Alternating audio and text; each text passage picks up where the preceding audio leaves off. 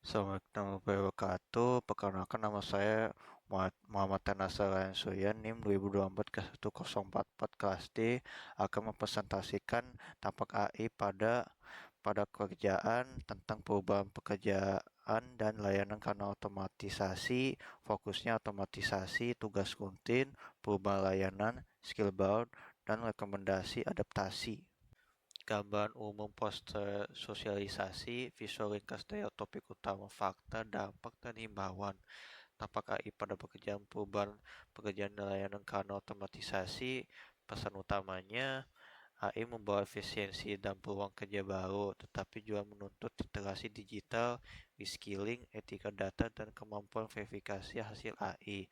Sasaran sosialisasinya, mahasiswa, pekerja, masyarakat umum, perusahaan dan lembaga pendidikan agar lebih siap menghadapi perubahan dunia kerja. Mengapa topik ini penting? AI mengubah cara organisasi bekerja dan masyarakat menerima layanan. AI bukan hanya menggantikan alat kerja lama, tetapi mengubah struktur tugas, alur layanan, dan kompetensi yang dibutuhkan pekerja. 1. Pekerja rutin, input data, arsip, kasih, dan layanan standar lebih mudah diotomatisasi. Kedua, layanan digital, chatbot, rekomendasi, sistem tiket, dan analisis data mempercepat respons.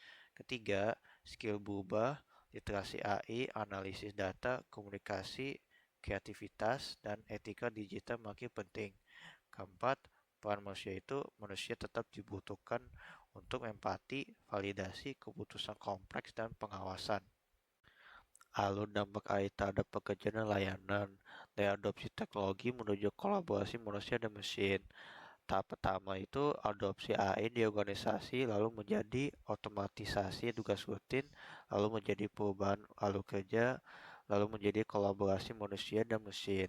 Tahap keduanya adopsi AI di organisasi, lalu menjadi otomatisasi tugas rutin, lalu menjadi reskilling dan upskilling pekerja, lalu menjadi pekerjaan baru berbasis digital, akhir menjadinya kolaborasi manusia dan mesin.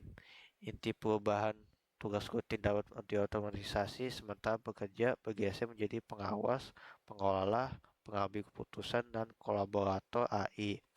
Adopsi AI di organisasi, otomatisasi tugas rutin, perubahan alur kerja, reskilling dan pekerjaan digital baru. Fakta dan contoh kejadian, contoh konkret pemanfaatan AI dalam dunia kerja di Indonesia. Pertama, Jobstreet AI. Pada 13 Desember 2023 di Jakarta, Jobstreet by Seek menunjukkan platform baru di Indonesia yang menggunakan AI untuk membantu pencari kerja dan perusahaan sumbernya Jobstreet by Seek. Kedua, AI Recruitment.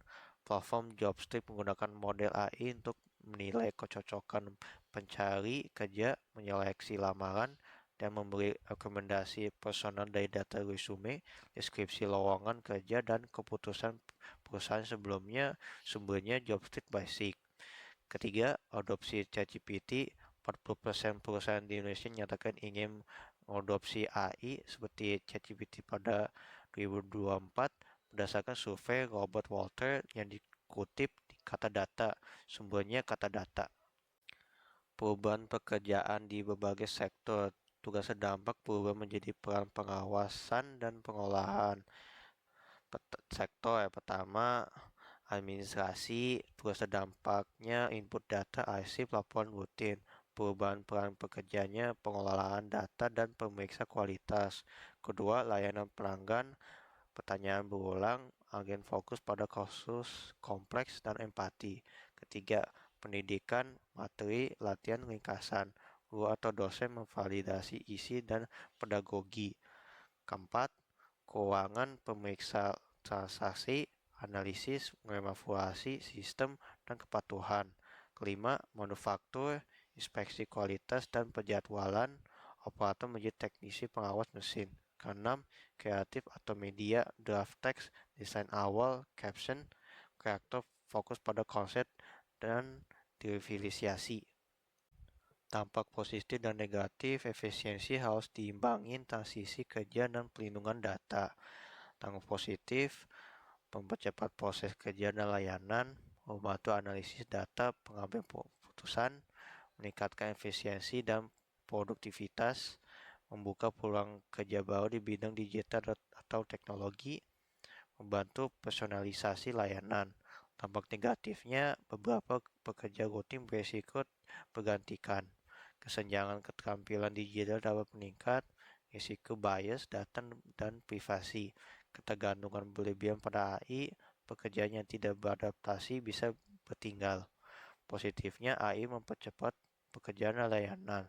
Tantangannya, pekerjaan dengan skill digital rendah berisiko tertinggal jika tidak dapat pelatihan. Recap persepsi responden, ilustrasi pengolahan data, tugas terbantu AI dan tugas rutin berkurang. Grafik rekap persepsi responden terhadap dampak AI yaitu administrasi, layanan pelanggan, konten dan desain, analisis data, pendidikan, manufaktur. Pembacaan grafik, sebagian besar responden melihat AI membantu administrasi, layanan pelanggan, konten atau desain, analisis data, pendidikan, dan manufaktur.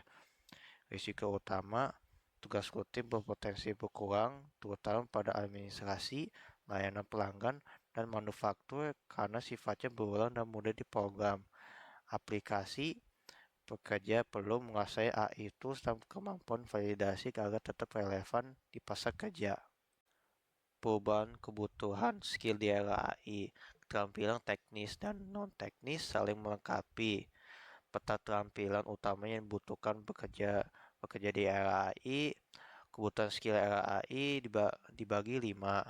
Literasi digital dan AI tools, analisis data dan problem solving, komunikasi, empati dan kolaborasi, etika, privasi dan keamanan data, kreativitas dan adaptasi.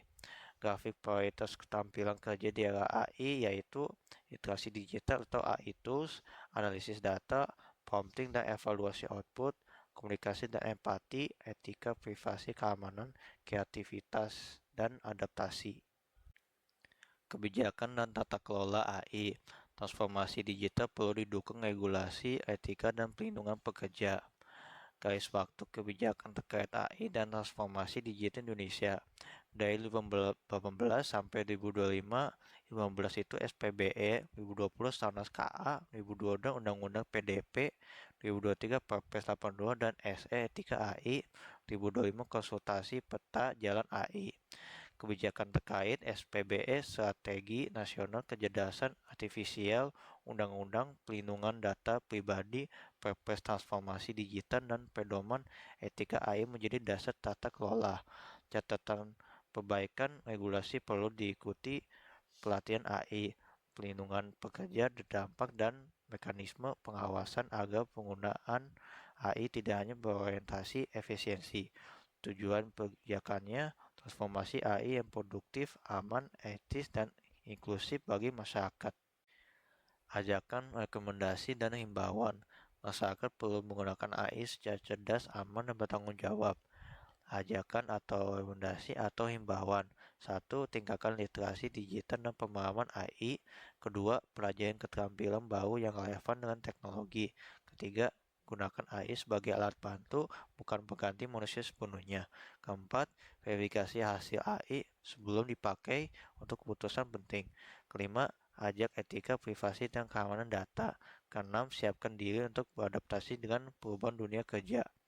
Pekerja atau mahasiswa ikuti pelatihan AI dasar, analisis data, keamanan data, dan komunikasi profesional. Perusahaan terapkan Human in the Loop, audit output AI, pelatihan internal dan transisi kerja adil.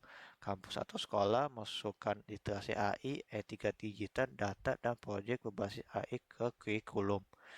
Masyarakat verifikasi hasil AI sebelum digunakan untuk keputusan penting dan jaga privasi data. Kesimpulannya, 1. AI mempercepat pekerjaan dan meningkatkan kualitas layanan, terutama pada tugas yang berulang dan berbasis data. Kedua, risiko utama muncul pada pekerjaan rutin, kesenjangan skill digital, bias data, privasi, dan ketergantungan berlebihan. Ketiga, kunci adaptasi adalah literasi AI, reskilling atau upskilling, etika digital, dan kolaborasi manusia dengan mesin. Terima kasih. Wassalamualaikum warahmatullahi wabarakatuh.